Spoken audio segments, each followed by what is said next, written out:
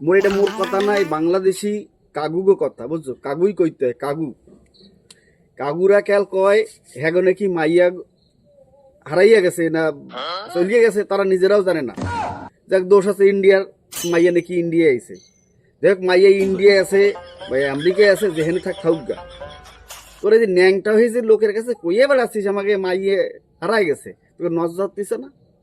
থামিয়ে গেলে কেন ভালোই ঠেকতিছে। বাংলাদেশের ব্যাপারে শুনতে হেভি ভালো লাগে এখন।